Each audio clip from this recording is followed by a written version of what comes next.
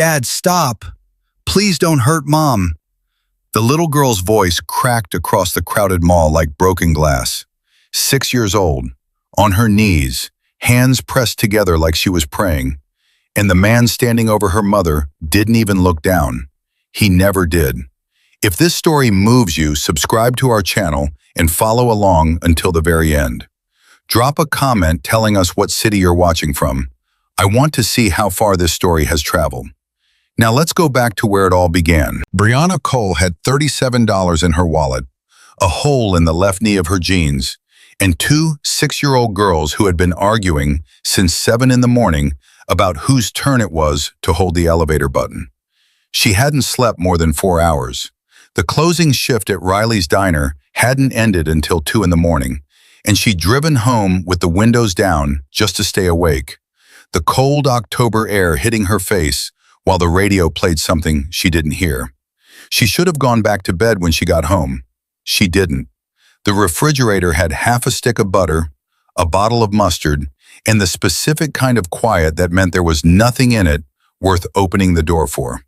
Lily's left sneaker had a hole in the toe that had been getting bigger for 2 weeks. Brianna had been putting it off the way she put off everything that cost money, rationing her attention toward the fires that couldn't wait. But the sneaker couldn't wait anymore either. Winter was coming, and a 6-year-old sock would not hold up against November rain. So she got up, made the girls cereal from the last of the box, brushed their hair, put on the cleanest outfit she had left, dark jeans, a white shirt that still had a small grease stain near the collar that refused to come out no matter what she tried, and drove them to the Westfield Mall because the discount shoe store near the east entrance was the only place she could get a decent pair for under $20. It was supposed to take 40 minutes in and out, maybe ice cream from the food court if she had anything left over. That was the plan. That was the whole plan. Lily walked beside her with both hands wrapped around Brianna's left hand, the way she always did, fingers laced together, palm pressed flat against her mother's palm.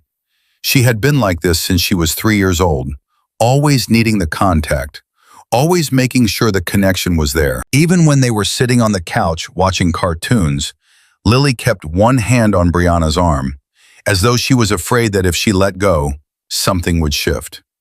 Mia walked 3 steps ahead, pointing at every store window, narrating everything at full volume. "Mom, look at that. Mom, can we go in there? Mom, that lady has the exact same jacket as Aunt Sasha. Do you see her? Do you see the jacket? Mom, Mom."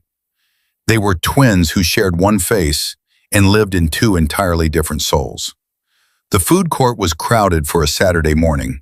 Brianna steered them toward the east wing, keeping Lily's hand tight in hers, half listening to Mia's commentary, half running through the math in her head. Shoes, approximately $18 to $20. Milk and eggs from the grocery attached to the mall's west entrance, maybe $12. That left roughly $5, which was not quite enough for 2 ice cream cones, but close, and she could make it work if she got a single cup and let them share, which Mia would loudly object to and Lily would quietly accept. She was thinking about that, about the ice cream and the $5, and the math of surviving on tips, when Lily's hand changed. It wasn't a grip exactly, it was more like a tightening, sudden and total, the way a hand closes around something it is afraid of losing. Brianna felt it before she understood it, the small fingers going rigid against her palm, every knuckle pressing in. She looked down at Lily first. Her daughter's face had gone still in a specific way that Brianna recognized on a level that had nothing to do with thinking.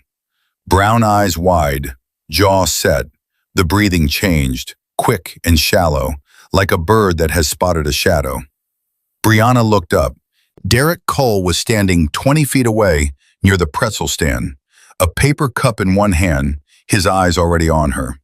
He was not supposed to be within 300 feet of her or the girls. The restraining order had been active for 7 months. She had filed it the same week she filed for divorce, after the last time, after the night that ended with her sitting in a hospital parking lot for an hour before she could make herself drive home, because she wasn't sure she could walk through the door of the apartment without falling apart on the floor in front of her daughters. He looked the same, a little thinner maybe, eyes a shade too bright, the specific brightness that she had learned to read, the way a meteorologist reads a pressure system, not what it is, but what it is becoming. His jaw was set in the way she had memorized during 4 years of learning how to exist in a house with him, how to anticipate, how to minimize, how to make herself small enough to avoid the collision. He saw her at the exact same moment she saw him. Mia turned back. She had stopped mid-sentence about the jacket and turned back, and she read her mother's face in the half-second before Brianna had managed to rearrange it. And she turned to follow her mother's eyes, and then in a single motion, she was behind Lily, and her arms were out, and she was planting herself between her sister and the direction Derek was standing. 6 years old and forming a wall with her small body. "Stay behind me, Josie." She caught herself. "Lily, stay behind me." Brianna moved. She pulled Lily with her, turning toward the nearest store entrance, moving fast without running because she knew from experience that running changed things. Running made it worse. Running told him something he liked to know. She kept her steps even, kept her chin up. Her heart was somewhere in her throat. She heard his footsteps before she heard his voice, heavy against the mall tile, fast, closing the distance with the specific purpose of a man who has already decided what he is going to do and is simply completing the sequence. "Hey!" His voice cut across the ambient noise of a Saturday morning, across the music piped through the mall speakers, across the conversations of 50 strangers who did not know what was happening 4 feet away from them. "Hey, don't you walk away from me." His hand caught her wrist and yanked her around hard enough that she stumbled sideways into a display rack. Sunglasses scattered across the tile with a hollow plastic clatter, a dozen pairs spinning in different directions. The paper cup dropped from Derek's other hand. Ice spread across the floor in a wide, pale arc. People stopped.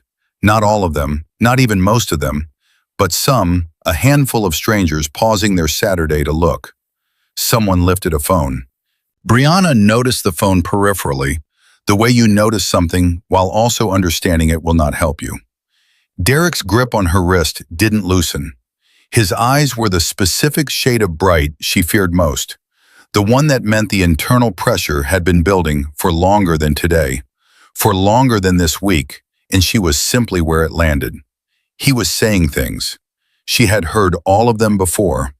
They were all about ownership, all about what he was owed, all about the category of person she was, and the category of person he was, and the distance between those two categories that she was apparently too stupid to understand. Then his free hand moved to her collar, and he shoved her back against the display rack hard enough that the metal dug into her shoulder blade. Pain flared up through her neck, sharp and immediate. Lily's hand had been ripped from hers in the stumble. Brianna looked for her daughters in the fraction of a second before everything narrowed. She found them. Mia had her arms locked around Lily's waist from behind, half lifting her, half holding her, trying to pull her away, but Lily was not moving. Lily had dropped to her knees on the mall floor, both small hands pressed together at her chest. Tears were already running down her face, and her voice was breaking on every word. "Dad, stop! Please don't hurt Mom! Dad, please! I'm begging you!" Mia's face had gone the color of chalk. She was biting the inside of her cheek so hard Brianna could see it in the set of her jaw. Her eyes were dry. She was trying to be the one who didn't fall apart because someone had to be, and Lily couldn't. Derek did not look at his daughters once. His eyes stayed on Brianna, and what lived in them was not just rage. It was something worse than rage. It was satisfaction. The specific satisfaction of a man who has found the version of a moment he was looking for. Her fear meant something to him. Her daughter's crying was background noise to his anger, nothing more. His hand moved to her throat. The pressure came immediately, total and crushing. Not a warning, not a prelude, the real thing. The thing she had been afraid of since the night she filed the restraining order. The things she had told herself she had managed to prevent by leaving, by filing, by doing everything the legal system told her to do to make herself safe. "You're nothing," Derek said. "You hear me? Nothing. Nothing without me." Brianna's hands went to his fingers. She clawed at them, trying to break the grip, trying to breathe. Her lungs burned. The edges of her vision began to turn gray, soft and expanding, the way darkness comes when there is not enough air to hold it back. She thought about Lily on the floor. She thought about Mia with chalk in her face, biting her cheek until it bled. She thought, who is going to take them to school on Monday? Who is going to know that Lily needs her sandwich cut diagonally and not straight across, or she won't eat it? Who is going to know these things? The phone recording from 5 feet away captured none of this, or all of it. Either way, it didn't step forward. No one stepped forward. They never did. And then Brianna saw him. He was standing approximately 15 feet away, slightly off to the right, not in the main flow of foot traffic. Tall, broad-shouldered, dark suit, expensive in a way that didn't perform itself. He was not filming. He was not backing away. He was completely still, and he was watching with the focused stillness of someone who had already made a decision and was simply selecting the moment. His face was calm, not indifferent calm, not the calm of someone who doesn't care. The other kind. The kind that belongs to people who have seen enough of the worst things that they no longer need to perform shock when they encounter one. Then he moved his right hand to his jacket pocket and removed his watch, set it aside.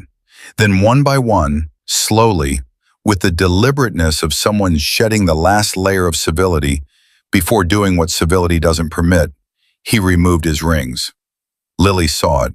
She saw a man taking off everything breakable, and she stopped crying. Her face changed. Later, much later, she would tell her mother, "I saw him taking his things off, and I stopped being scared, because I knew he was going to save you." The man moved. Brianna did not fully see it happen. One moment he was standing 15 feet away. The next his hand was locked around Derek's wrist at an angle that the human body cannot resist, cannot fight, cannot argue with. Derek's fingers opened. The grip on Brianna's throat released.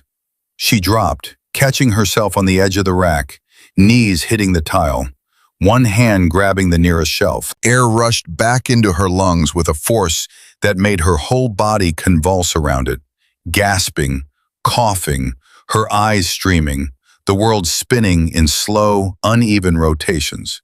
She heard a voice above her, low and steady, and about as gentle as steel cable. "Low. Let her go." Derek tried to wrench his arm free. His face had twisted from satisfaction into fury. That specific fury of a man being denied something he believed was his. He got his arm back and swung. He swung at the man who had dared to interfere. He did not land the punch. The man stepped once, not hurrying, not retreating, a single, precise step, and threw one punch into Derek's jaw. Clean, cold, exact. The sound it made crossing the food court was like a door slamming shut. Derek's legs went out from under him. He hit the tile on his back, eyes rolling, one leg jerking once before he went still. The man looked down at him. Then he adjusted the cuff of his suit with 2 fingers, as if he had completed something utterly routine. A second man appeared, materializing from somewhere in the crowd. Korean-American, broad-shouldered, dressed in black, face neutral as concrete. He positioned himself beside the first man, and the entire space around them changed in a way that required no explanation. People backed away. Phones went down. The recording stopped. The man in the suit looked at Derek on the floor and said to the second man without raising his voice by a single degree, "Call the police. Tell them there's an active restraining order." Then he turned to Brianna.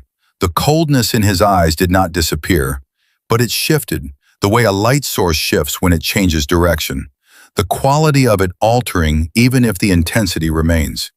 He crouched down to her level. "Are you hurt?" Brianna's hand was on her throat, pressing against the raw ache where Derek's fingers had been. She could not form words yet. She nodded. He looked past her to the girls. Lily had crawled off the floor and was pressed against Mia, both of them tangled together a few feet away. He looked at them for a long moment, and something in his expression moved in a way she couldn't name yet. Something behind the composure that had no business being there, something old and deep and badly sealed over. He stood, walked to where the girls were huddled, crouched down to their level the way you do when you don't want to be frightening. "You two were very brave," he said. His voice was different at that register, quieter, stripped of the steel. "I happened to be passing by at the right moment." Mia stared up at him, red-eyed, still running on adrenaline, and hiccuped once, then nodded with the solemnity of someone who has just survived something and needs someone to acknowledge that it was real. Lily watched him. Her mouth was slightly open. Her throat was working. Her lips were moving in the way they do when a person is trying to produce speech. When the mechanism is in place and the desire is there, and the output simply will not come. She was trying to say something. Nothing emerged. The man noticed. Brianna watched the exact moment he noticed because his face did something she would think about later, alone, at 2 a.m. when the girls were asleep. The calculation dropped away, just for a second, just long enough for something much older and much more private to surface. Pain. The specific pain of recognition, of seeing something that connects to a wound you thought you'd managed to cover. He looked at Lily's open, silent mouth, and whatever he saw there cost him something. The police arrived 11 minutes later, 2 patrol cars, 4 officers. They handcuffed Derek on the mall floor, still groggy, jaw already beginning to swell, and walked him toward the exit. Brianna gave her statement with hands that shook so badly her handwriting looked like a seismograph reading. The man in the suit gave his statement without shaking. Name, phone number, a tight, precise account of what had occurred. Not a single wasted word. He was finished in under 2 minutes. The officer wrote everything down and didn't ask him to repeat anything. When they were done, he walked Brianna and the girls toward the parking lot exit. The second man followed behind, eyes moving across the lot in the systematic pattern of someone assessing every angle for anything that shouldn't be there. At her car, Brianna stopped and turned back. "Thank you," she said. Her voice was still rough, still wrong. "I don't know what would have happened if you hadn't been there." "You don't need to thank me." His tone wasn't cold, but it was firm in the way of someone who genuinely does not want to be thanked, as opposed to someone performing modesty. "But you need to be more careful. Men like him don't stop. I have a restraining order. A piece of paper won't protect you." He reached into his jacket pocket and produced a business card. Fixed stock, simple. 1 name, 1 phone number, nothing else. He held it out and she took it. Ethan Cross. No title. No company. Just the name and the number. Brianna got the girls into the back seat and buckled them in. Mia wrapped her fingers around her mother's wrist the moment the belt clicked and held on. Her eyes were still bright with the fading edge of fear, and she didn't let go until Brianna gently, carefully uncurled her fingers and pressed her palm flat. "I'm right here. I'm not going anywhere." Mia exhaled, closed her eyes, leaned her head back against the seat. Brianna looked in the rearview mirror at Lily. Her daughter sat perfectly still, hands folded in her lap, eyes fixed on the window. She was not watching anything specific. She was simply looking outward at a world that had just done something to her that she did not yet have words for. Which, it would turn out, was not a metaphor. "Lily," Mia said, her voice low, tentative, reaching sideways to touch her sister's hand. "Say something." No response. "Lily." Mia tried again, and her voice was beginning to tremble now that the adrenaline was leaving, and there was room for something quieter and worse to move in. "Please, just say something. Anything." Silence. Brianna looked at her daughter in the mirror. Lily's eyes were still open, still tracking something outside the window. Tears were still moving slowly down her cheeks, patient and continuous, as though they had decided on their own that they were not finished yet. Her lips were closed, not pressed tight, not clenched, just closed, in the particular way of someone who has stopped trying. It wasn't that Lily didn't want to speak. Brianna understood that in the way mothers understand the things their children cannot explain. Her daughter was not sulking. She was not choosing silence as a protest or a statement or an act of will. She simply could not produce the sound. In that moment, sitting behind the wheel with the engine not yet running, and the rearview mirror showing her the face of her 6-year-old daughter, sitting motionless and wet-eyed and absolutely quiet, Brianna understood what Derek had actually taken today. Not just air from her lungs, not just the feeling of safety she had been building for 7 months with restraining orders and new locks and a different apartment on a different street. He had taken her child's voice. They sat in the parking lot for a long time. Brianna did not start the engine. Mia eventually stopped saying her sister's name, stopped trying, and instead climbed across the center of the seat and wrapped both arms around Lily from the side and pressed her forehead against Lily's temple. Lily didn't react, didn't lean in, but she didn't pull away either. She allowed it, which was something. Brianna folded her arms over the steering wheel and pressed her forehead down and cried without making a sound, exactly like Lily. When they finally got home, Sasha was already at the door. She took one look at the bruising on Brianna's throat, at the way Lily was being carried with both arms, as though she were something fragile and uncertain, at Mia's red eyes and the set of her jaw, and she stepped forward without speaking and wrapped both her sister and Lily into her arms at once and held on. She didn't ask what happened. She didn't ask how bad it was. She had been Brianna's sister for 31 years, and she had learned when a question helps and when it doesn't. Inside, Brianna set Lily down on the couch. Lily sat with her hands in her lap and her eyes straight ahead, present and absent at the same time, the way a house looks when the lights are on, but no one is home. Sasha knelt in front of her, both hands wrapped around Lily's small ones. "Lily, sweetheart, look at me. It's Aunt Sasha." Nothing. Not a glance, not a squeeze, not a nod. Lily's eyes remained fixed on the middle distance. Sasha looked up at Brianna. Her voice was even, because Sasha had been a nurse for 6 years, and she knew how to keep her voice even when her eyes were not. "Since when?" "Since the mall. Since she saw him with his hands on my throat." Brianna swallowed. The rawness in her throat made it feel like swallowing glass. She tried to say something afterward, and nothing came out. Not one word since.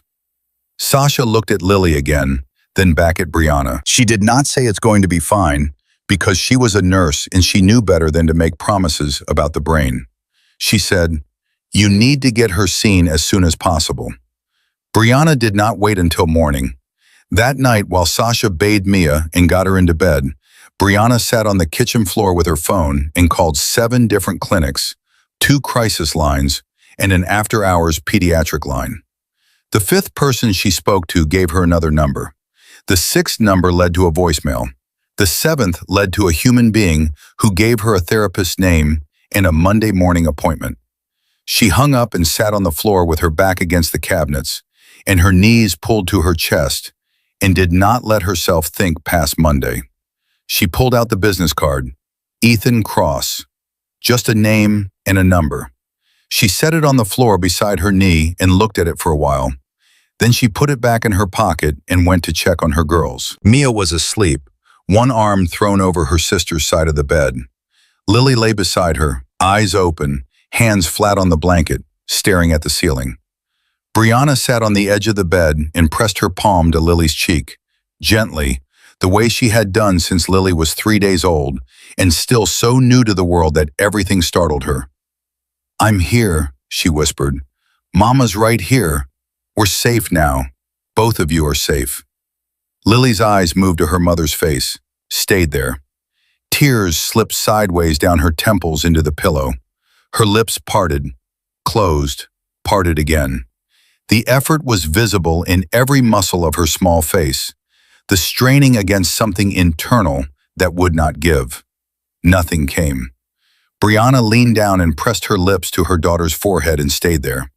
And Lily's hand came up slowly and found her mother's arm in the dark and held on. Not tightly, just held. It was the only sound either of them needed. 3 days passed. Brianna went back to work because she had no choice. The rent was due in 6 days, and the tip money from the week before had already been split between groceries and the copay for the doctor's visit she'd put off twice already. She stood in the bathroom at 4:30 on Monday afternoon, trying to figure out how to cover the bruising on her neck, and eventually deciding she couldn't. Not in any way that wouldn't look worse than the bruising itself. She put on her uniform, tied her apron, and walked out the door. At the diner, people looked. She had known they would. Phil, who had owned the place for 22 years and had the specific discretion of a man who had seen all kinds of things come through his doors, caught her eye from behind the bar and gave a single small nod. He was not going to ask. He was not going to push. She was grateful for that in a way that sat too deep to speak. Her co-worker Janelle waited until their 10-minute break, pulled her behind the kitchen where the noise covered voices, and said it plainly. "You need to tell me if you need help. Not advice. Help." "I'm working on it," Brianna said. "Your neck looks like a—" "I know what it looks like." Janelle was quiet for a second. Then, "Is there someone in your corner? Anyone?" Brianna thought about the business card in her jacket pocket. Thick stock, simple, just a name. "I think so," she said. "I'm not sure yet." She wasn't sure yet because she hadn't called. She had the card. She had saved the number into her phone under no name, just the letters E.C., because she didn't know what to call him, and she didn't know what he was to her yet. A stranger who threw one punch and handed her a card. That was all. That was the total of what she knew. She didn't call that night either. She didn't have to. The next afternoon, while Sasha was watching the girls and Brianna was getting ready for the evening shift, her phone rang. Unknown number, but not a number she recognized as Derek's facility line, which she had already blocked 4 times. She answered. "Miss Cole." The voice was female, professional, warm in a precise and measured way. "I'm calling on behalf of Mr. Cross. He wanted to reach out to see that you and your daughters are doing all right." Brianna sat down on the edge of the bed. Her legs had done something unreliable. "We're okay," she managed. "Tell him thank you." "Of course. And Miss Cole, Mr. Cross also wanted you to be aware that your ex-husband has been denied bail. The charges against him have been elevated based on witness statements and available security footage from the mall. The footage itself has been delivered to the district attorney's office and flagged for priority review." Brianna's hand tightened on the phone. What does priority review mean exactly? It means Mr. Cross made certain it received the attention it deserved. The call ended. Brianna sat on the edge of the bed in the late afternoon light, with the phone in her hand and the line quiet, thinking about a man who had not called her directly, had not come by, had not asked for anything, had not attached a single condition to the help he had given.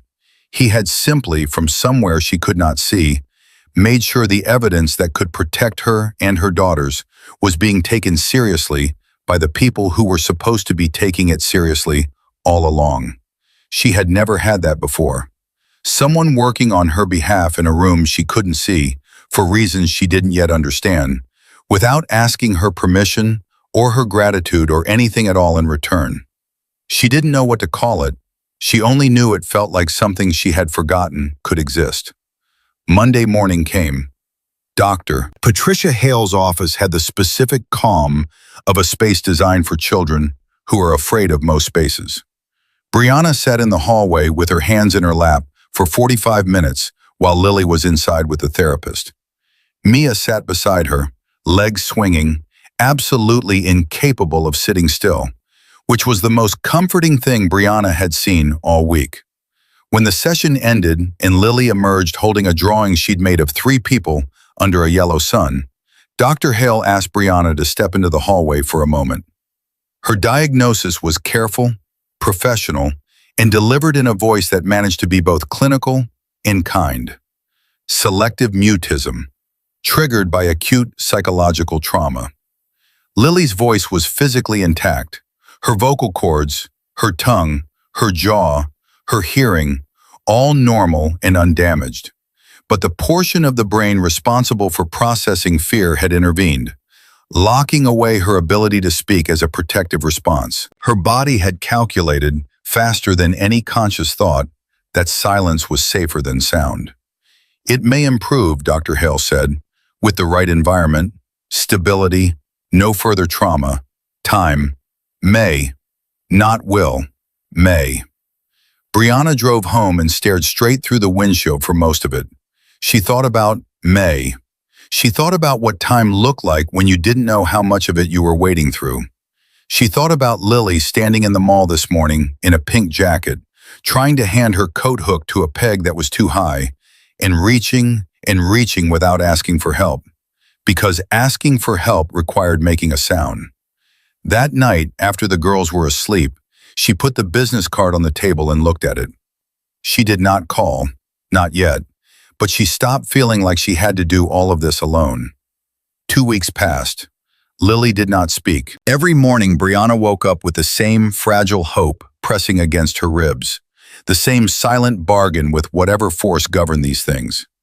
Today, maybe today, she would lie still for a moment before getting up, listening to the sounds from the girls' room, waiting for a voice, any voice, one word, one syllable, anything. Every morning unfolded the same way. Lily opened her eyes, looked at her mother, parted her lips as if something was trying to come through, and then closed them again. The expression on her face in that moment was the hardest thing Brianna had ever learned to absorb without breaking. It was not frustration. It was not giving up. It was the face of someone trying with everything they had and arriving at nothing, and knowing it, and trying again anyway. Brianna would smooth her daughter's hair, whisper, "It's okay, sweetheart, I'm right here," and then turn away before Lily could see what was in her eyes. She was running on 4 hours of sleep and coffee from the diner, and the specific adrenaline that belongs to mothers who do not have the option of stopping. Dr. Hale had said stability, no further trauma, a safe environment. Brianna was building that out of whatever she had, which was not much, but she was building it. On the 11th day, her phone rang while she was in the break room at the diner, pulling on her apron. Unknown number, not the facility line. She answered, "Miss Cole." The same voice as before, professional and precise.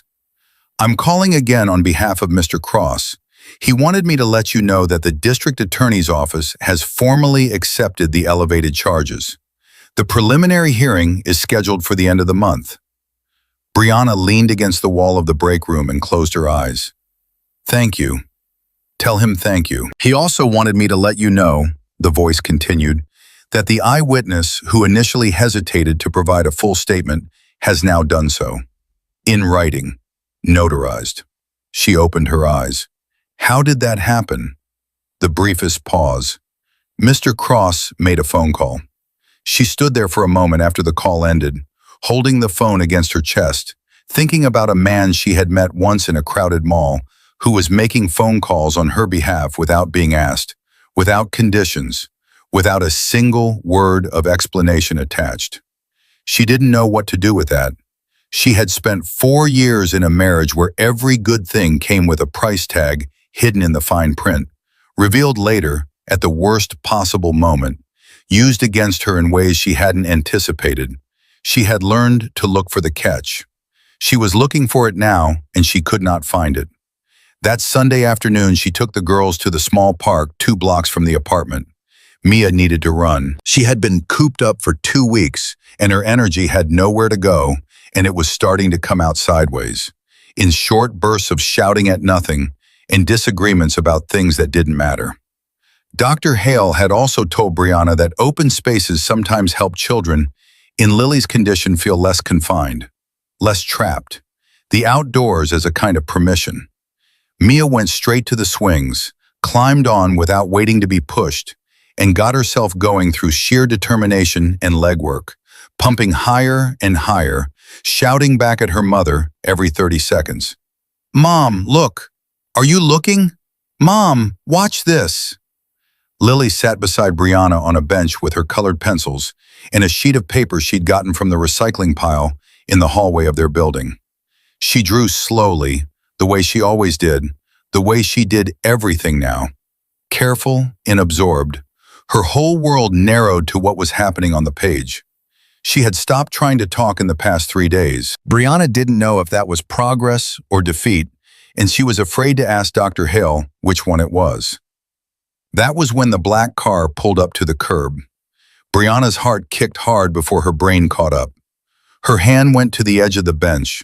Her eyes snapped to Mia on the swings, her body doing the calculation it had been doing every time anything unexpected happened for the past 7 months.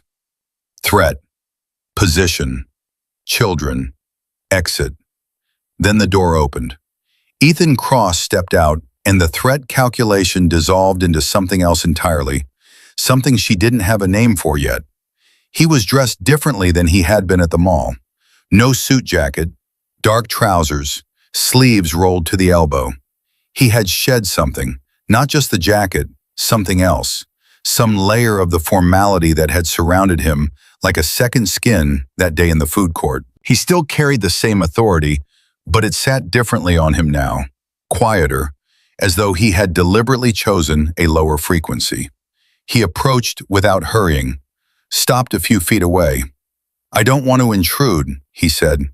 Brianna stood. "You're not," she said, and then didn't know what to do with her hands, which was new because she had not known what to do with her hands in a very long time. She tucked her hair behind one ear. "I came because I wanted you to hear it directly," Ethan said, "not through a call." Travis accepted a plea deal. She felt it before she fully processed it.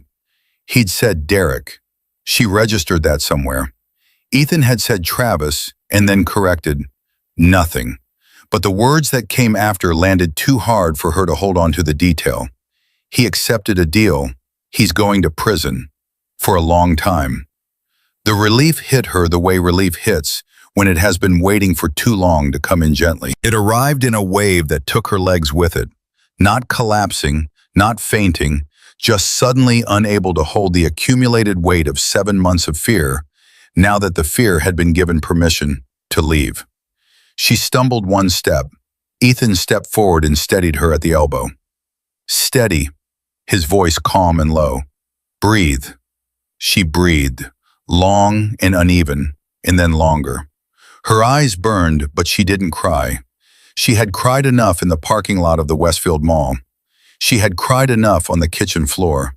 She was done with that particular kind of crying.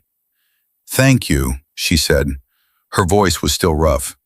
He released her arm when he was sure she could stand, and his eyes moved past her shoulder to the bench. To Lily, who had not looked up, had not reacted to his arrival, who was still drawing in the specific way of someone who has built a very small, private world and is defending it from the inside. "She still hasn't spoken," Ethan said, not a question. Brianna shook her head, her lips pressed together. He was quiet for a moment. Then he did something she did not anticipate. He walked to the bench and sat down beside Lily, leaving enough space not to crowd her, close enough to be present. He did not speak to her. He did not announce himself. He picked up one of the colored pencils from the box, took a scrap of paper from beside Lily's pile, and began to draw. What he produced bore approximately no relationship to any animal that had ever existed on Earth. It had 4 legs of wildly different lengths, something that might have been a tail, and a head shaped like an irregular potato. He studied it with complete seriousness, his expression conveying the deep satisfaction of an artist who has executed his vision. Lily glanced sideways, looked away, looked again. The corner of her mouth moved, not a smile, almost not a smile, but something was happening in the muscles of her face that had not happened in 2 weeks. Something small and involuntary and real. Ethan continued drawing, utterly serious, as though this were the most significant work of his life. Lily looked at her pencil box, reached in slowly, pulled out a brown pencil and slid it across the bench toward him without looking up. The meaning was unmistakable. "You need this." Ethan took the pencil, met her eyes briefly, nodded. "Thank you." Brianna watched from 3 feet away and felt something squeeze tight around her heart and not let go. It was a small thing. One pencil passed from a silent child to a man who was still largely a stranger, but it was the first time in 14 days that Lily had reached toward anyone outside her mother and sister. The first time she had chosen to communicate, chosen to offer something, and the person she had chosen was him. When Mia came sprinting back from the swings, hair plastered to her forehead, shoes untied, Ethan stood. He looked at the three of them and said, in the tone of someone commenting on the weather, "Have you all had dinner yet?" Mia's eyes went wide. "I am literally starving," she announced. He looked at Brianna and waited. Brianna looked at Lily. Her daughter had not gone back to drawing. She was watching Ethan with her head slightly tilted, the way she watched things she was trying to understand. Not afraid, not shrinking, just studying him with the quiet intensity she applied to everything. "All right," Brianna said. "We'll come." The restaurant sat on the top floor of a building Brianna had driven past 100 times without knowing what was inside. When Ethan pushed open the glass door and the manager moved toward them immediately, saying, "Good evening, Mr. Cross, your table is ready," without any evidence of surprise at the two children in tow, Brianna understood something without needing to be told. This was his place. Not just a place he frequented, his. The entire room tilted subtly toward him, the way a room does when someone who belongs to it walks in. Mia climbed into her chair and immediately asked if they had cheese fries. "They do," Ethan confirmed. "And if you want, they have them with the good kind of cheese. The melted kind." Mia inhaled sharply. She looked at Brianna. She looked back at Ethan. She said very quietly and with enormous restraint, "That is the best news I have heard this whole week." A server placed a box of pencils in front of each girl. The good kind, the kind from an art store, not the flat, waxy ones from the grocery. Lily looked at them and then at her mother, and Brianna nodded, and Lily opened the box slowly, the way she opened everything, with care, and began to draw. Then Ethan picked up a pencil, pulled a fresh sheet of paper, and began again.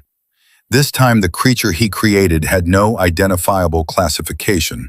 It had features that belonged to no species and proportions that defied physical law. He studied it with a slight tilt of his head and then slid it toward Lily with the gravity of someone presenting a gift. Lily looked at the drawing, looked at Ethan, and then she did something that made Brianna forget to breathe. She set her own pencil down. She reached across the table. She took Ethan's hand. She placed his hand flat on the paper and pressed a pencil into his fingers. And then she laid her own small hand over his, and she began to guide him. Stroke by stroke. A circle. Two eyes. A curved line. She was teaching him how to draw. Not with words, with her hands. Slowly, deliberately, with the patience of someone who has decided that this person is worth the effort of being understood. She was touching him. Since the Westfield Mall, Lily had not voluntarily touched anyone but Brianna and Mia. Not Sasha, who had held her every day. Not Dr. Hale, whose entire practice was built around making children feel safe. But she was holding the hand of a man she had met twice, guiding it across a piece of paper in a restaurant she had never been in before.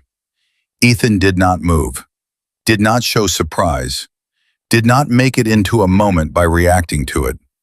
He simply sat still and let Lily lead, his eyes on the drawing forming beneath their joined hands.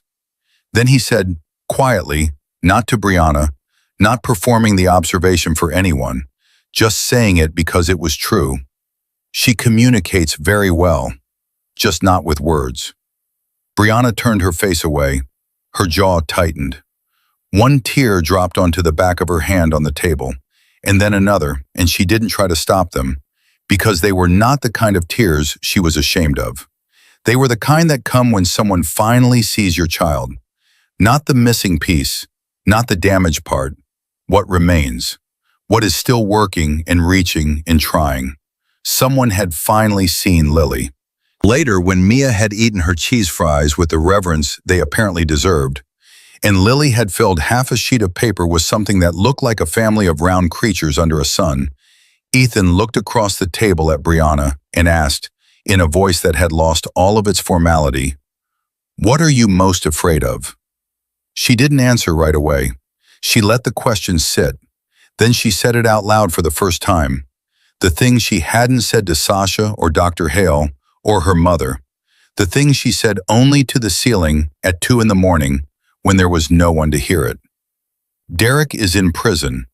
I know he can't reach us. What I'm most afraid of is that Lily will never speak again, that she'll grow up in silence, that I'll never hear my daughter call me mom. The words sat between them on the table like something that had needed to be put down. Ethan was quiet for a while. He didn't rush into it. He didn't offer comfort that would have been meaningless. When he finally spoke, it was slow and deliberate. I can't promise she'll speak again. I'm not her doctor, but I can give her reasons to feel safe. And sometimes safety is the only thing a person needs to find their voice. Brianna looked at him across the table, in a restaurant she could never have afforded, beside her daughter's drawing of round creatures, and realized she was trusting a man, not leaning on him, not being rescued by him, trusting him, with her actual fear, the real one, the one that lived at the center of everything. She had not done that with anyone since Derek had spent 4 years systematically dismantling her ability to do exactly that. She didn't know what to call what was happening. She only knew it felt like something she had not felt in a very long time. It felt like ground beneath her feet. That night, after Sasha had come over and the girls were in bed and the apartment was quiet, Sasha sat across from Brianna at the kitchen table and put her phone down between them. She had been doing research. She had been doing it for days. Brianna could tell by the way she sat, the particular set of her shoulders that meant she had found something she felt obligated to say. Ethan Cross. Sasha said the name carefully. Restaurant chains across 4 states, hotels, real estate, photographs with senators and executives at charity events. And then her voice dropping just slightly, other articles. Alleged ties to organized crime, associates investigated by federal authorities, a network of influence that no journalist had ever been able to fully map. Never charged, Brianna said. Never charged, Sasha agreed. But Brianna, he saved my life, Brianna said, in front of my daughters, while an entire mall stood there and filmed it on their phones. He was the only person who moved. Sasha closed her mouth.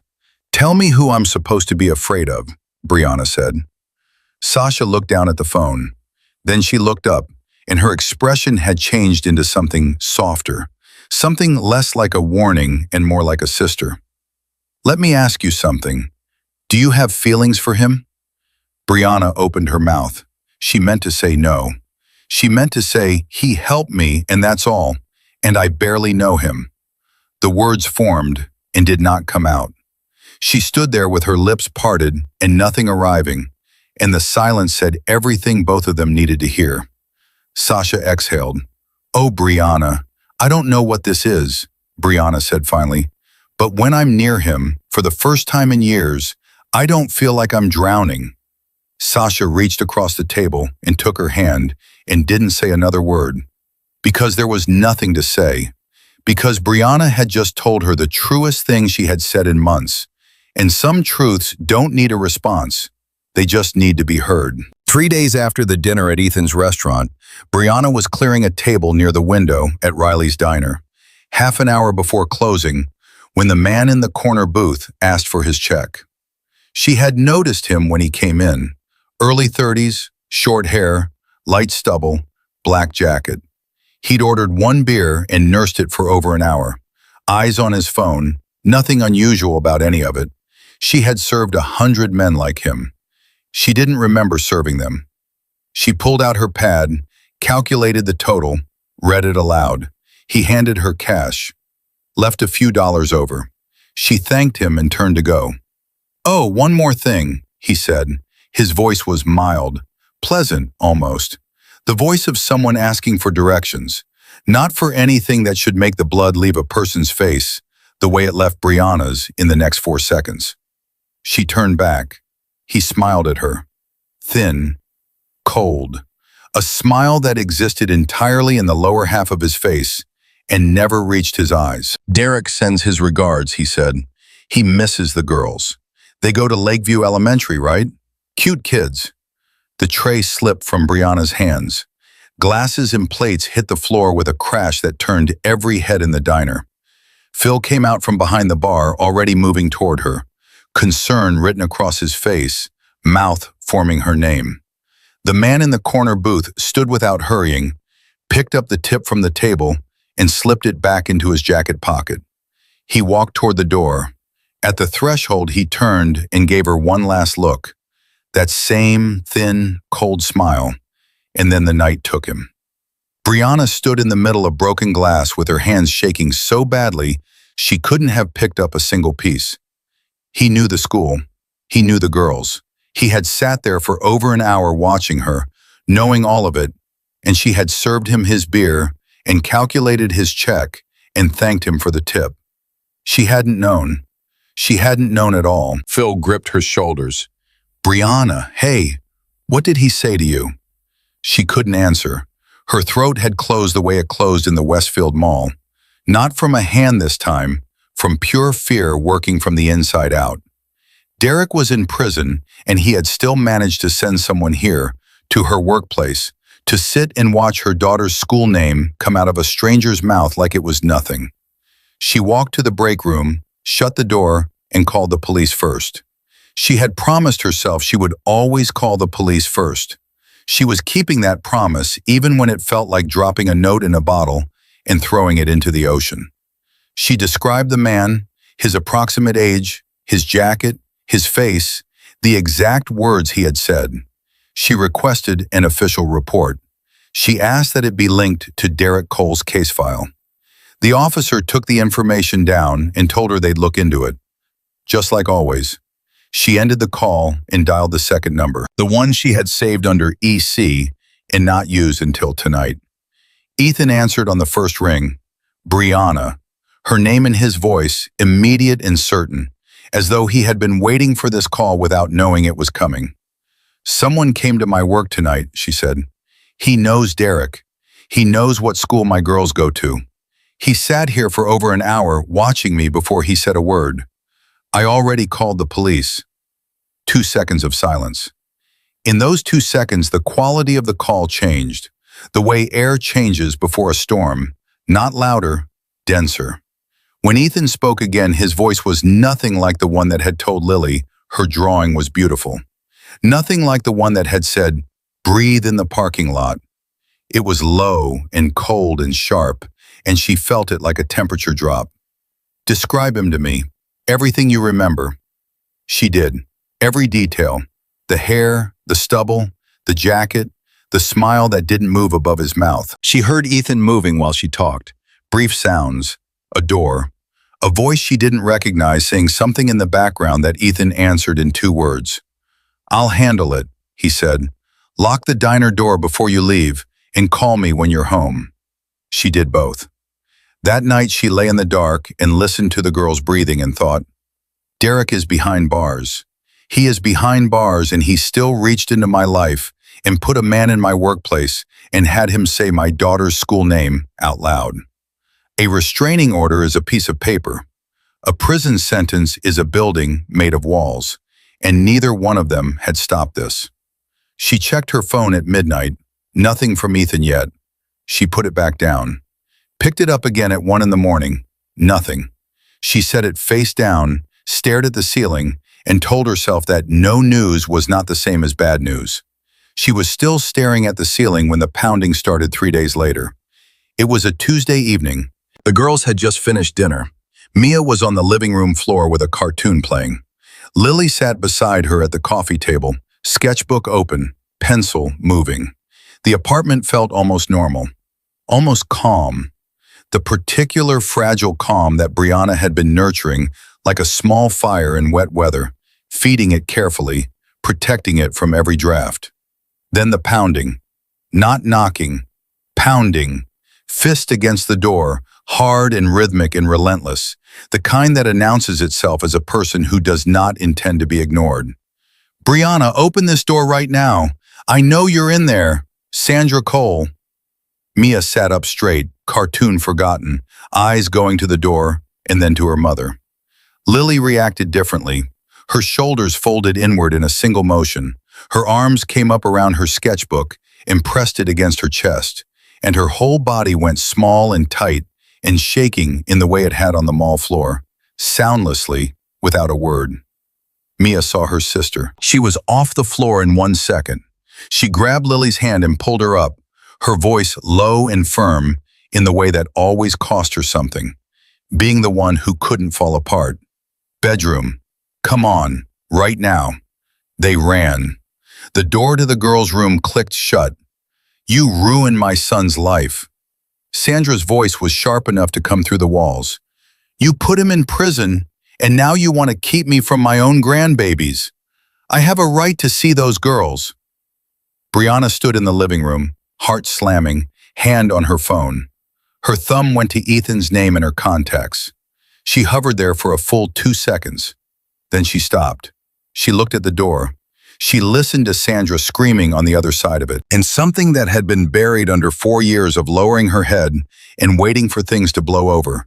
Something that had been buried under months of phone calls to police, who took notes and did nothing. Under restraining orders that were pieces of paper. Under the specific exhaustion of always needing someone else to solve the crisis before it reached her daughters. That something ignited. Not rage, not courage, not yet. Just the absolute bone-deep exhaustion of a woman who was tired of being afraid in her own home. She set the phone down, walked to the door, unlocked it, opened it.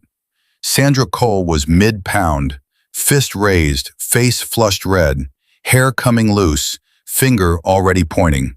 She opened her mouth and Brianna spoke first. Not loudly, not shaking. Her own voice surprised her. "What do you want, Mrs. Cole?" "I want to see my granddaughters." "You don't get to just cut me out. Those are my son's children." "Your granddaughter cannot speak, Mrs. Cole." Sandra's fist lowered. The finger dropped. Her mouth stayed open. "Lily," Brianna continued, and every word came out slow and heavy and deliberate. "Lillian Cole, 6 years old. She has not said one single word since the day your son wrapped his hands around my throat in that mall in front of both of my girls. Not one word. She doesn't call for me. She doesn't call her sister's name. She doesn't cry out loud. The doctors call it selective mutism caused by trauma. Her brain locked her voice away because her body decided silence was safer than speech. That is the legacy your son left her." Sandra's face had stopped moving. The anger was still there somewhere, but shock had come down over it like a curtain. She hadn't known. That much was clear. Derek had not told her about Lily. Of course he hadn't. "Now you're going to leave," Brianna said. "And if you come back, I will call the police. Not because I'm afraid of you, because my daughter is sitting in that bedroom shaking, and I will not let her hear one more person scream outside that door." Sandra opened her mouth, closed it, opened it again. Then she stepped back. One step and then another.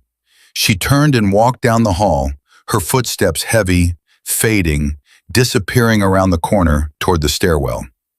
Brianna shut the door, locked it, leaned her back flat against the wood. Her hands started shaking. Now, when no one was watching, when she didn't have to hold any particular shape for anyone, her knees went soft and she let herself slide down until she was sitting on the floor against the door, with her legs bent in front of her and her hands trembling in her lap. She had done it. No Ethan, no police, just herself. She sat there for 30 seconds, Then she picked up her phone and called him. He answered before the second ring.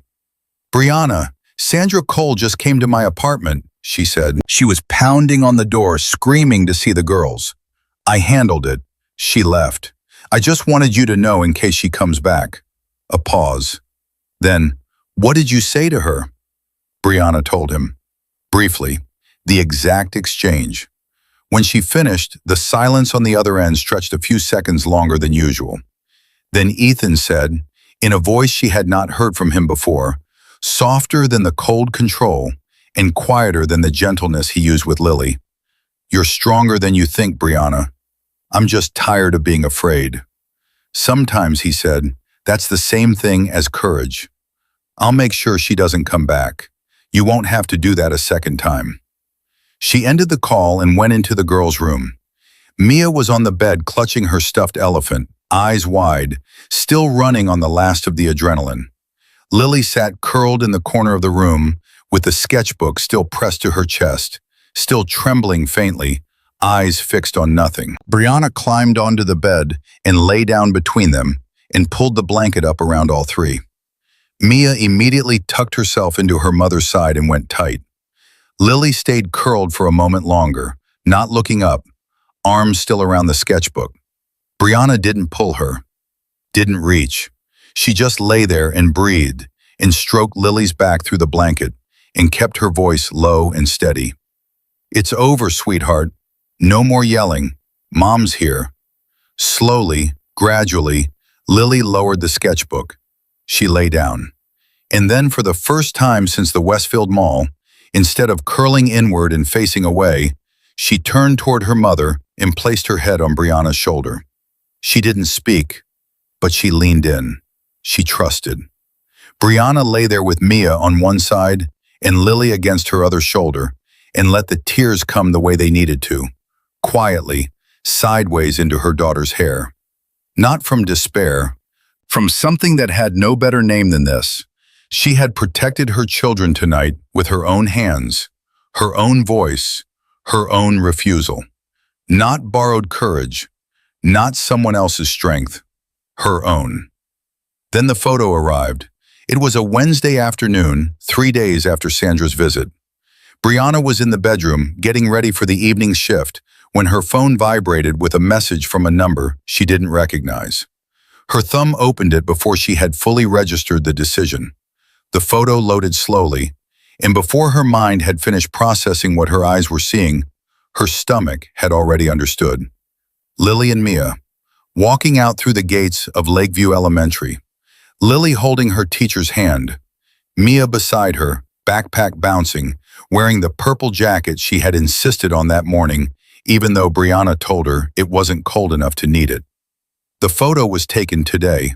She could see the jacket. She could see the exact moment, 2 hours ago, when she had been at the diner doing prep work and trusting that her daughters were safe at school. Someone had been standing outside that gate, with a camera, watching.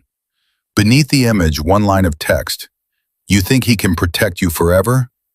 The phone nearly went to the floor. Brianna sat down on the edge of the bed, hands shaking, breath coming in short, uneven bursts. Every nerve in her body screamed, "Ethan! Call Ethan right now!" But she looked at the photo again, at Lily holding the teacher's hand, at Mia's purple jacket, and she made herself do it in the right order.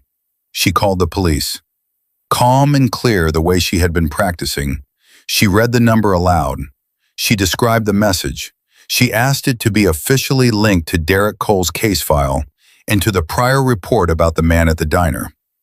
The officer took the information, said they'd look into it. Then she called Ethan. He answered immediately. Before she had fully gotten through the first sentence, he said, "Forward me that message right now." She did. Then she got in the car and drove to the school faster than she should have, both hands gripping the wheel, scanning every parked car on the way there. She arrived before dismissal. Parked, stepped out, stood at the gate. Her eyes moved across every face in the vicinity. The bell rang. Children poured out. Mia appeared first, backpack crooked, waving the moment she spotted her mother. Lily followed behind, fingers on her straps, head down. And then Brianna saw him. Across the street, leaning against a lamppost, hands in his jacket pockets, watching her with the ease of a man who has been somewhere long enough to feel entitled to be there. The man from the diner. Short hair, light stubble, black jacket. The same thin, cold smile he had given her with the check in his hand. He wanted her to see him. He was standing in front of her daughter's school in daylight, among parents who had no idea who he was, and he wanted her to know he could be here whenever he chose. Brianna looked at that smile. Then she looked at her daughters coming through the gate, Mia pulling Lily forward, both of them unaware. And something inside her that had been building since the diner, since Sandra at the door, since the mall floor, since every moment she had spent being afraid inside her own life, came fully to the surface. She bent down to Mia. "Stay here. Hold your sister's hand. Don't move." Then she walked across the street. He hadn't expected that. She saw it cross his face, the flicker of surprise, the recalculation. She stopped directly in front of him, close enough that she didn't have to raise her voice. "I know your face," she said. "The diner has camera footage of you from that night. The police have your description in an official report. The number that sent that photo today has been reported too." She held his eyes and didn't blink. "You take one step closer to my daughters, and you will be sharing a cell with Derek." The smile left his face. He looked at her eyes, at the woman who had just crossed the street toward him instead of away from him, who was standing in front of him at a school gate without a single tremor in her voice, counting evidence against him like she had been preparing for this conversation. He had not expected resistance. She could see it. He was used to women who shrank, who ran, who locked themselves behind doors and waited to be rescued. Brianna Cole had stopped waiting. He stepped back, then turned, then walked away down the sidewalk without looking back. She stood for 3 more seconds, let her legs steady, let her heartbeat come down from wherever it had gone. Then she turned and crossed back to her daughters and gathered both of them into her arms at the same time. Mia on one side, Lily on the other. "Mom, who were you talking to?" Mia asked against her shoulder. "Nobody important, sweetheart." Her hands were still shaking. Her voice was not. That evening, Ethan came to the apartment. He stepped inside and looked at her the way he always did when something had happened, scanning for damage. "My people confirmed he was at the school gate this afternoon," he said. "You walked straight up to him. My daughters were walking out of that gate.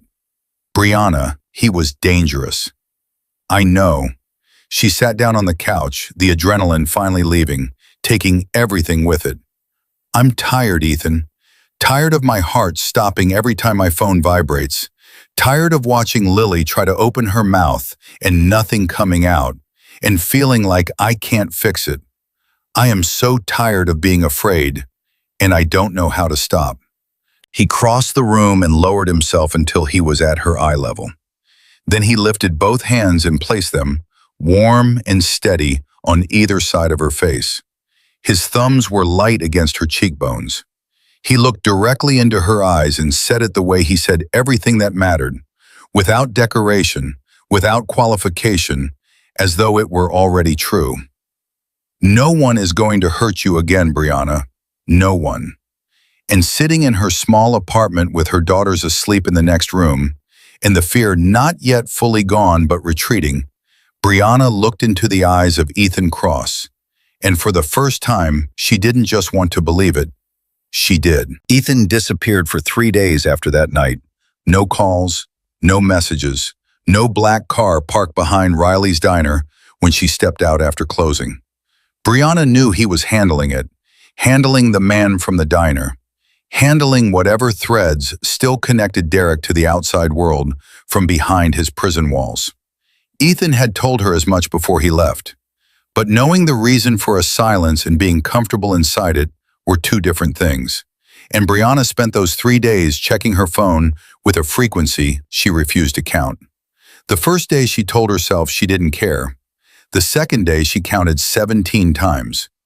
On the second afternoon, Sasha came over to watch the girls.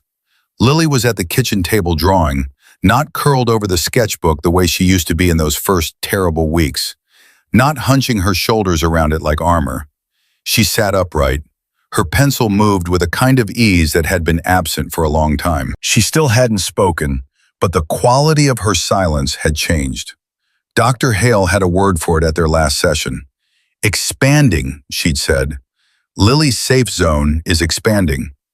Mia was telling Sasha about the koi pond at the garden restaurant in a level of detail that suggested she had been saving this particular story for an audience worthy of it.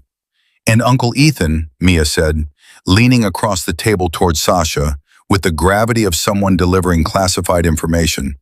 He tried to catch one of the fish with his hand. He did not catch it, but he tried very seriously. Sasha looked at Brianna over Mia's head. Brianna looked back with an expression that said, "Don't." Sasha looked at Lily. She was quiet for a moment, watching her niece draw, watching the way the child's shoulders sat easy, watching the way she occasionally glanced up at the room instead of keeping her eyes locked on the page. Then she pulled Brianna into the hallway. "I'm going to say something," Sasha said, "and I need you to let me finish before you respond." Brianna crossed her arms. "Go ahead." "Lily only improves when he's around." Sasha said it plainly, the way she said things that cost her something. "I've been watching for weeks." She handed him a pencil. She let him hold her hand while they drew. "She puts him in her pictures. She came back from that restaurant with something in her face I hadn't seen since before the mall. She said Ethan's name, not Uncle Ethan." She lowered her voice. "She included him. By choice, in her world. And her world is very small right now." Brianna didn't answer. "I'm not telling you what to do," Sasha said. "I'm telling you what I see. Because I'm her aunt and I've been watching. And I can't, in good conscience, stand here and warn you away from something that is making my niece open up." Brianna looked back toward the kitchen. Through the doorway, she could see the top of Lily's head, the slow, careful movement of her pencil hand. She thought about the restaurant. She thought about small fingers guiding a large hand across a piece of paper, stroke by stroke. She thought about the fact that Sasha, who had held up her phone at this very table and scrolled through articles about alleged criminal ties and federal investigations, was now standing in the hallway telling her that Ethan Cross was good for her daughter. She didn't know what to do with that, so she held it. The way you hold something heavy when you haven't found the right place to set it down. Ethan called that evening, late, close to 11. His voice was different, not cold, not composed in the way that had become familiar.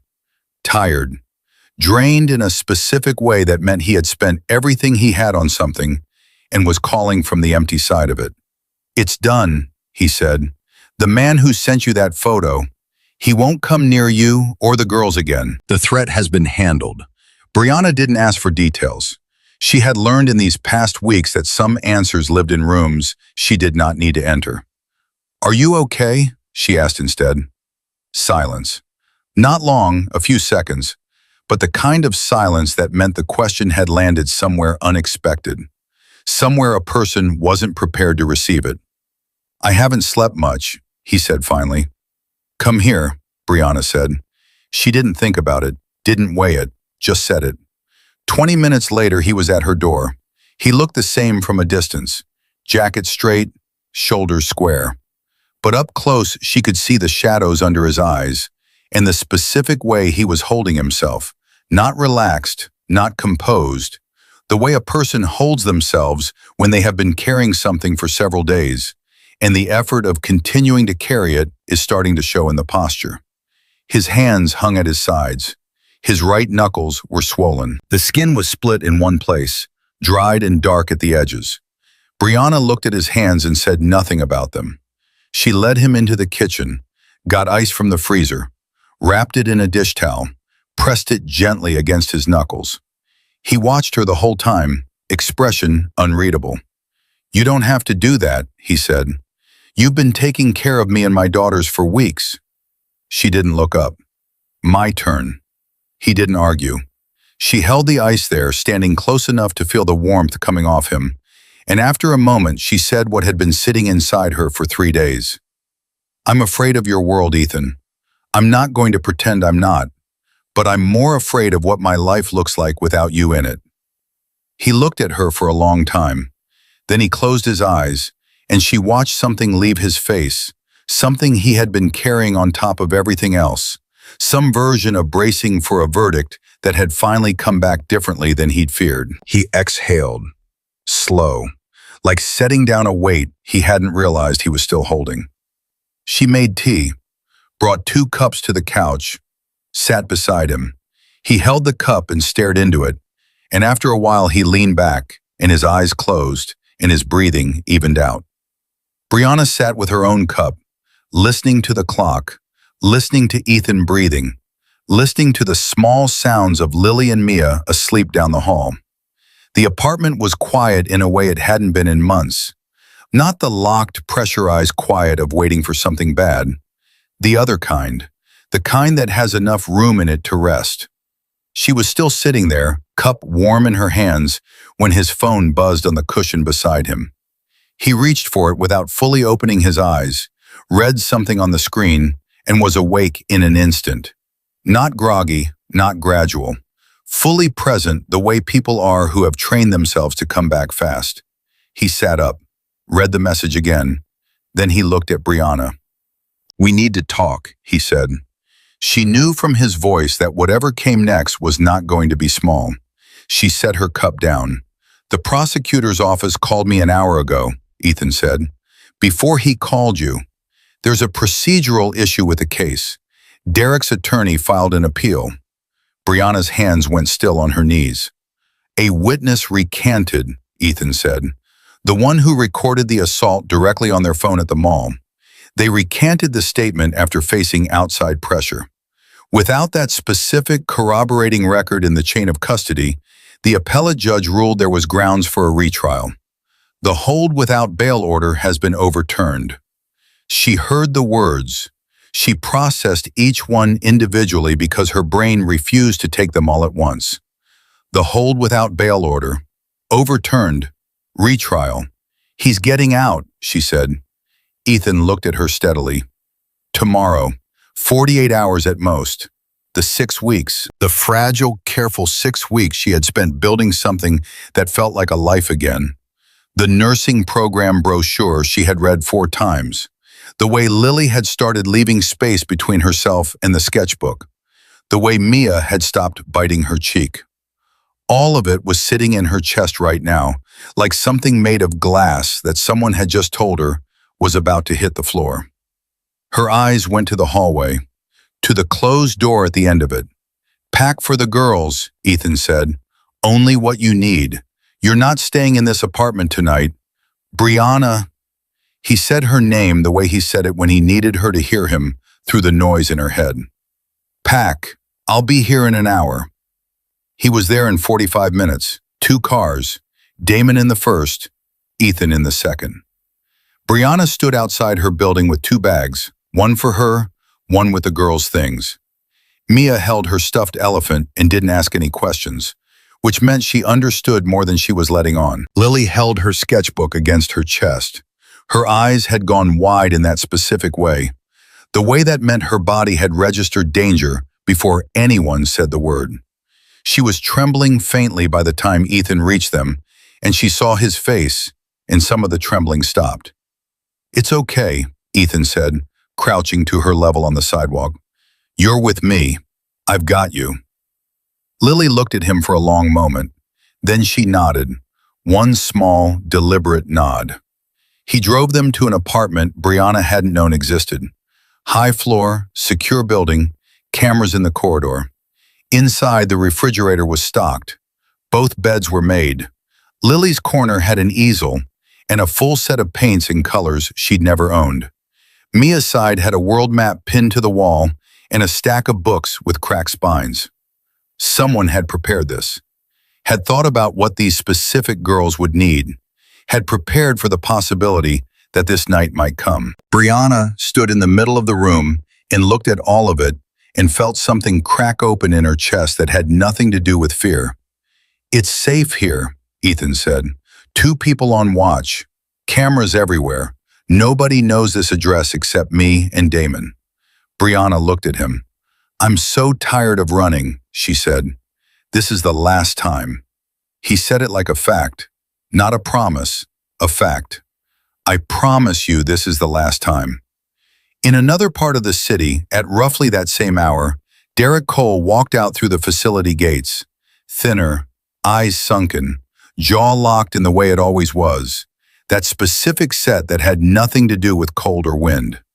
Darlene was waiting beside her car, fingers twisting the strap of her purse, eyes red. Derek got in and stared straight ahead through the windshield. "Where is she?" he said. Darlene shook her head. "She moved. That man is with her, the one from the mall." Derek's hand went to the dashboard. His knuckles turned white. "I'll find her." He always had before. Ethan stood on the balcony of the safe apartment with his phone pressed to his ear. Warren Keach, his attorney, was on the other end. "Rebuild the case from the ground," Ethan said. "Every piece of evidence, every witness, no procedural gaps, nothing that can be challenged." "It will take time," Keach said. "Then make it fast." Damon stepped onto the balcony when the call ended. He stood beside Ethan for a moment, looking out over the city. Then he asked quietly, "If he comes near her?" Ethan looked at the lights below.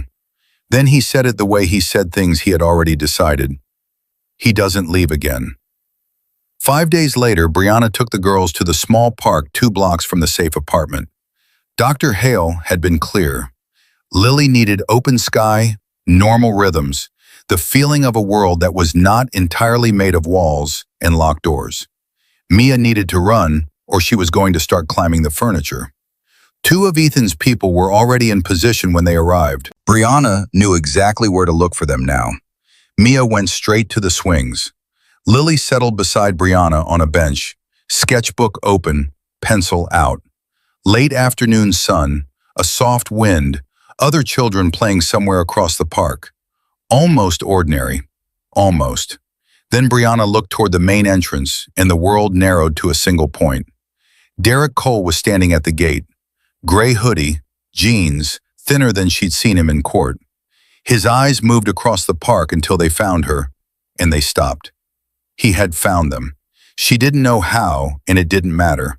He was stepping through the gate, and he was coming toward them, and the calculation happening behind his eyes was one she knew by heart. Ethan's 2 men rose from their positions and moved inward, but Brianna moved first. Not back, forward.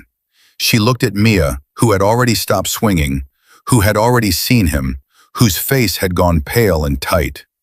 "Stay here," Brianna said. "Hold your sister's hand. Don't move." Then she walked straight toward Derek. He slowed when he saw her coming. His eyes shifted, recalculating, because this was not the Brianna he had built his entire relationship with. This was not the Brianna who lowered her eyes and stepped back and made herself small enough to avoid the impact. He opened his mouth. "That's my daughter. I have a right. I am standing between you and my children," Brianna said. She stopped 6 feet in front of him and did not move. Her voice was so steady it startled her. "Like I should have done a long time ago." Derek stepped forward, jaw tight, fists forming. "You think you can stop me?" Then a car door slammed beyond the park fence. Footsteps on the path. Ethan came through the gate with Damon beside him, not running, not rushing, walking with the specific deliberateness of someone who has already decided how this ends. He crossed the grass and stopped at Brianna's side. Not in front of her, beside her. The distinction was everything. She didn't need to be shielded. She had already done the hardest part. He was simply there, beside her, so she didn't have to be alone in it. Derek looked at Ethan, then at Damon, at the 2 guards flanking the sides, at Brianna standing between him and the bench where his daughter sat, not trembling, not retreating, not looking for an exit. He did the math. Rage against reality. He stepped back. His jaw worked. "This isn't over," he said, low, venomous. Then he turned and walked out of the gate. Brianna stood there for 5 more seconds, waiting for her legs to be certain under her. Then she turned back. Lily was crying, silently the way she cried, tears streaming, body shaking, mouth open and closing without sound. Mia had her arms locked around her sister from behind, chin up, eyes wet, but jaw set. "It's okay," Mia was saying, over and over. "It's okay. It's over. I'm here." Brianna knelt in front of them and gathered both girls in at the same time. Lily pressed her face into her mother's shoulder. Her body shook. Her mouth moved against Brianna's collar in the pantomime she had been performing for 3 months. The motion of speech without the sound of it. The door that opened and never let anything through. "Mom's here," Brianna said. "Nobody is coming near you. It's over." Lily's mouth moved again. Her throat tightened. Brianna felt it, the physical effort of it, the way her daughter's whole body strained towards something just out of reach. And then it came through. Small, hoarse, broken open the way something sounds when it has been locked for a very long time and finally forced free. "Mom." One word, one syllable. Lily's voice rough with disuse, trembling, barely above a breath, but clear. Brianna stopped breathing. Her arms tightened around Lily's back, and she was afraid to move, afraid to speak, afraid that any disturbance in the air would send the sound back into hiding. She held on. Lily lifted her face, looked over her mother's shoulder toward where Ethan was standing, a few steps back, still, watching. She opened her mouth again. Each word came out slowly, like steps across something uncertain. "Uncle Ethan." Mia erupted. She leapt to her feet and turned toward Ethan with her whole body and shouted it with every ounce of herself. Lily talked. She talked. "Mom, did you hear her?" Lily talked. Brianna held her daughter and cried without any attempt at composure. 3 months of carefully managed tears, of crying silently on kitchen floors and into steering wheels, came loose all at once, and she let them. She cried the way Lily had not been able to cry, out loud, with sound, with her whole chest. Ethan turned his face toward the trees, but Brianna saw it before he managed to look away. His eyes were wet. Derek was arrested that night. Restraining order violation. 4 witnesses. Park security footage. Both of Ethan's men ready to testify on record. Warren Keach worked through the night, every piece of evidence correctly handled this time, every chain of custody sealed. Combined with the original charges and the direct approach toward Brianna and the minors, the judge's decision the following morning was brief and final. 18 years, no appeal. When Morrison called with the result, Brianna was standing in the kitchen of the safe apartment, pouring cereal into a bowl for Mia. She set the box down. She slid to the floor on the kitchen tile and just breathed. In and out, in and out. Mia appeared in the doorway 30 seconds later, brow furrowed. "Mom, why are you sitting on the floor?" Brianna looked up at her daughter. "Because I'm so happy I had to sit down, baby." Mia considered this for a moment. Then she sat down on the floor beside her mother. "Okay," she said. "I'll sit too."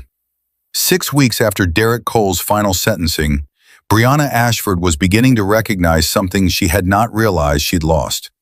The ability to think past next week.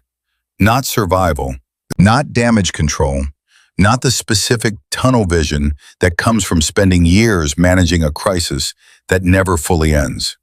Actual forward thinking.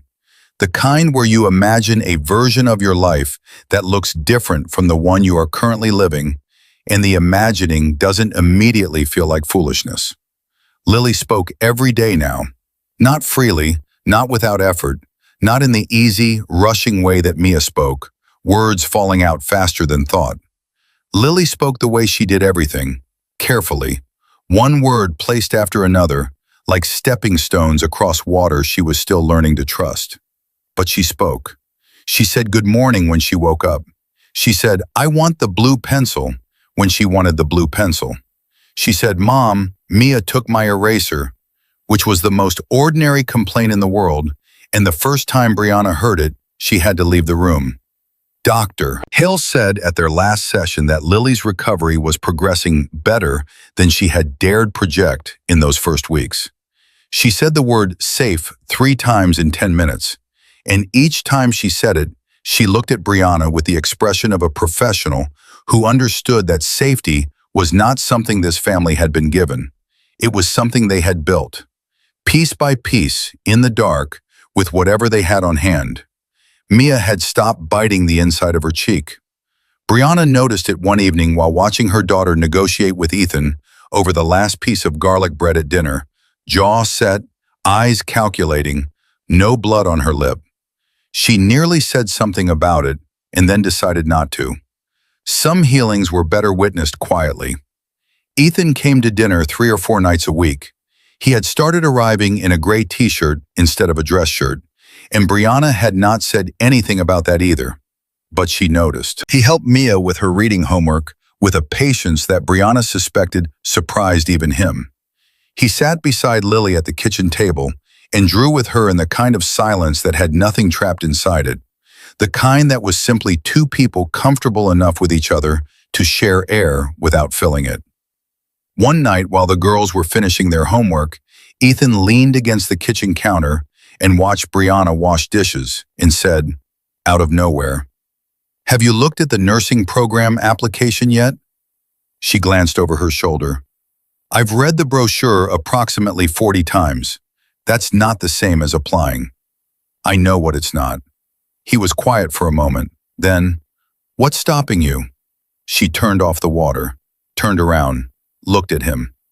"The money," she said, "the schedule, the fact that I work nights and the girls need someone mornings and afternoons, and I haven't figured out the math yet." "The money is handled," Ethan said, "if you let it be." She looked at him for a long time. She thought about what it meant to let something be handled, what it had meant the last time she let a man handle things. She thought about the 4 years she had spent learning what fine print looked like when it came due. Ethan held her gaze and didn't look away from any of what was in her face. He had learned not to. "I'll think about it," she said. He nodded. "That's different from 40 times with the brochure." She threw the dish towel at him. He caught it without blinking, and Mia, who had been listening from the table with the focused attention of a child pretending not to listen, laughed out loud. 3 days later, Brianna called him. "I'll accept," she said, "but I have conditions." He waited.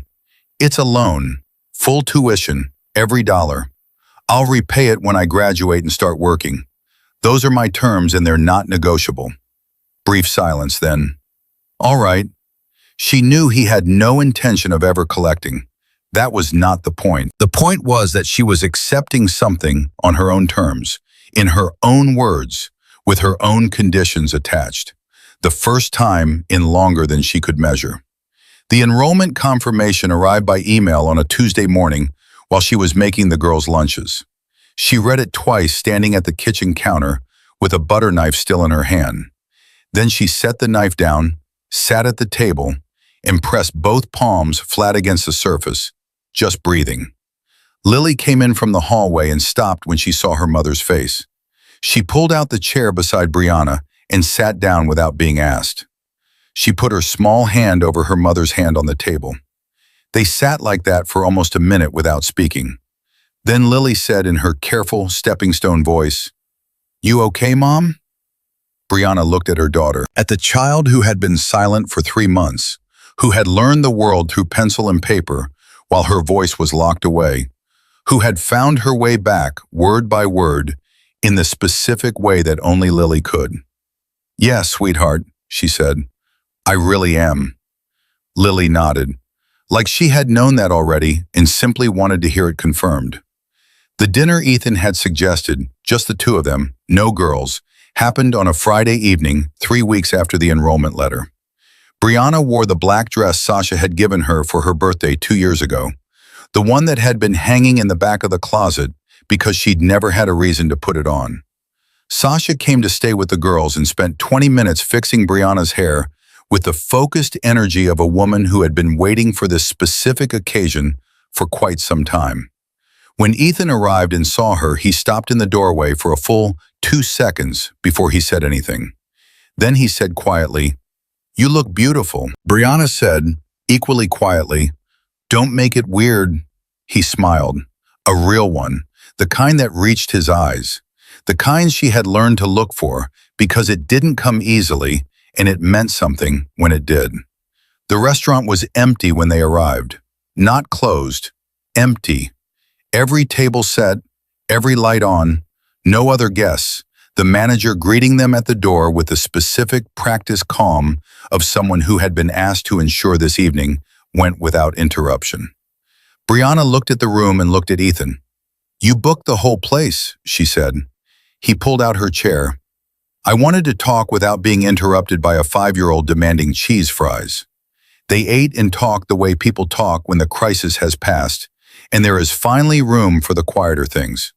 About Lily, who had started writing single words in her sketchbook alongside her drawings, small labels, mom, Mia, home, son, as if she were building a vocabulary for her own life. About Mia, who had informed her teacher last week that she intended to become either a paleontologist or a professional negotiator and had not yet decided which paid better. About the nursing program starting in the fall, about the textbooks Brianna had already ordered, about the particular terror and aliveness of starting something new at 31 years old. Then Ethan set his fork down. His voice shifted. She recognized the shift, the moment when he stopped navigating around something and decided to go directly at it. "I need to tell you something," he said, "and I need you to actually hear it." She put her fork down too. "I tried to keep my distance from the beginning," he said. "I knew what you had just come through. I knew the last thing you needed was another man deciding he knew what was best for you. So I tried to stay back. To be useful and stay back." He paused. "I couldn't do it.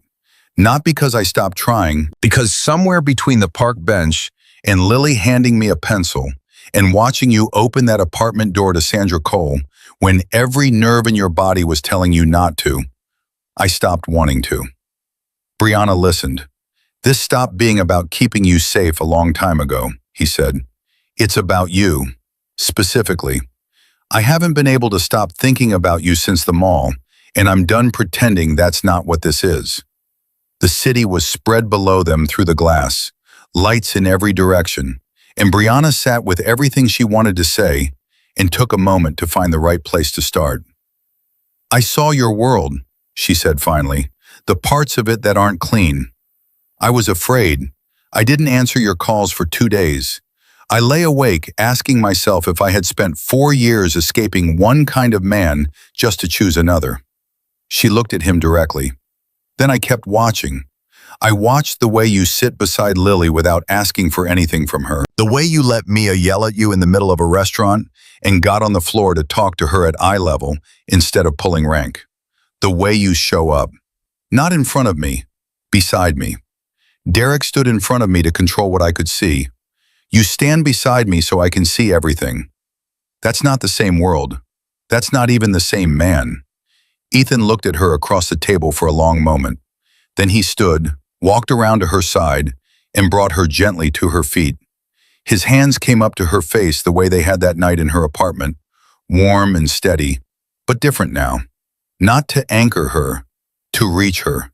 He kissed her, and Brianna kissed him back without hesitation, without cataloging the risk, without measuring the distance between what she wanted and what she was allowed to want. She was done measuring that distance. 2 nights later, Brianna woke at 2 in the morning to crying from the girls' room. She was up before she was fully conscious, moving down the hall on instinct. Lily was sitting upright in bed, hair damp, eyes open but not fully present, hands gripping the blanket. A nightmare. The bad kind, the kind that left marks even after waking. Brianna sat beside her and pulled her in. "I'm here. Mom's here. It's over."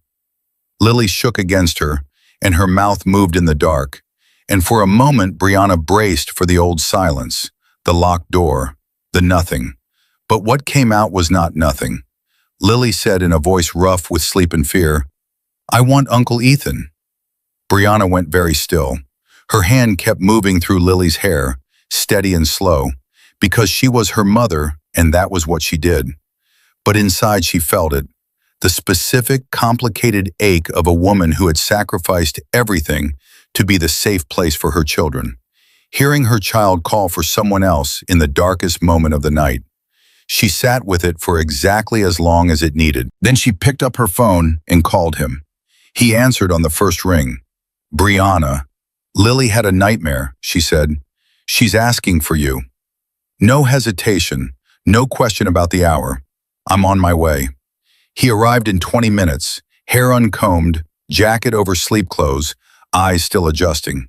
He stepped into the girl's room and sat on the floor beside Lily's bed without ceremony, without making it into a moment.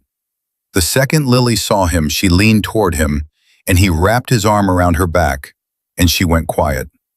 He talked to her in a low, unhurried voice, not about anything dramatic, about the koi pond at the garden restaurant, about the drawing he had produced on their first visit to the park that had allegedly been a dog, about the time Mia beat him at the card game she had invented with rules that changed every 3 minutes. Small things, safe things, the vocabulary of a life that had accumulated enough warmth to draw from. Lily's trembling slowed, her breathing evened. She slept. Brianna stood in the doorway the entire time. She watched Ethan Cross, the man the city did not argue with, sitting on the floor of a child's bedroom in sleep clothes, talking about koi fish in a voice so gentle it barely existed. And she understood something she had not let herself fully understand until this moment. Lily wasn't calling for him instead of her. Lily was calling for him because she had enough safe places now that she could afford to have more than one. She wasn't replacing her mother, she was expanding her world. And the person she had chosen to expand it toward was the same person who had taken off his rings in a crowded mall and stepped forward when everyone else stepped back. Ethan came out of the room and pulled the door quietly closed. "She's asleep," he said. "Thank you." He shook his head slightly. "Don't." He went down to his car. Brianna watched from the window. The car sat at the curb for a long time, engine off, lights dark. 10 minutes, 15. She didn't know what he was doing in there, and she didn't ask. Inside the car, Ethan sat alone with his hands on the wheel and stared into the dark. He was thinking about Claire, his sister, 22 years old and gone before he could get back in time, before he could be the person standing between her and the thing that was coming. He had carried that for 10 years. He had carried it into every room, into every decision, into the supermarket where he had walked past a woman being choked and chosen not to keep walking. Tonight a little girl had called for him at 2 in the morning, and he had come and she had gone to sleep against his arm. He had arrived in time. For the first time in 10 years, Ethan Cross cried. Not loudly, not dramatically, just tears in the dark, alone in his car on a quiet street, finally aloud. 3 weeks later, on a Sunday morning that smelled like butter and pancake batter, Lily pushed her sketchbook across the kitchen table toward Ethan without saying anything. He looked down at it. 4 figures. A tall man with broad shoulders. A woman beside him with long hair. 2 small girls in the middle holding hands between them. Above the drawing, in the careful, uneven letters of a child relearning how to write, 2 words. My family. And beside the tall figure, written alone in slightly larger letters, 1 more word. Daddy. Ethan did not move, did not speak. Lily watched him, and when he still hadn't said anything after several seconds, she reached up and touched his face with her small hand. Daddy crying, she said. He pulled her in and held her and pressed his face into her hair. Not crying, sweetheart. Daddy is just very happy. Mia launched herself off her stool from across the kitchen, pancake batter on her nose, and threw herself into the embrace with the total commitment of a child who has never done anything halfway in her life. I'm calling you Daddy too, she announced. Starting right now, You're both our dads, I decided. Brianna set the pan down and walked across the kitchen and knelt on the floor and wrapped her arms around all three of them. She didn't say anything. There was nothing to say that the four of them on a kitchen floor on a Sunday morning didn't already say better. Brianna Cole had once been grabbed by the throat in a crowded mall by a man who had spent 4 years teaching her that she was nothing. Her daughter had spent 3 months in silence after witnessing it. They had been broken in ways that did not show from the outside, and they had rebuilt themselves in ways that did not announce themselves either. Quietly, daily, one small act of courage at a time. They had been saved, not by a perfect man with clean hands and a simple story, by a scarred man with a dark past and a grief he had carried for 10 years, who had looked at a woman on the floor of a mall and chosen to move toward her instead of away, who had sat beside a silent child and offered her a terrible drawing and let her guide his hand, who had stood beside a woman, not in front of her, because he understood the difference. Lily didn't need a ceremony to know Ethan would stay. She needed one word. She gave it to him in crooked pencil letters on a Sunday morning in a kitchen that smelled like something warm, and he received it with tears he didn't try to hide. That was the whole story. A woman who learned that being tired of fear is the same thing as courage. A little girl who found her voice in the safest place she had ever known, and a man who finally arrived in time. They were a family, and they were home.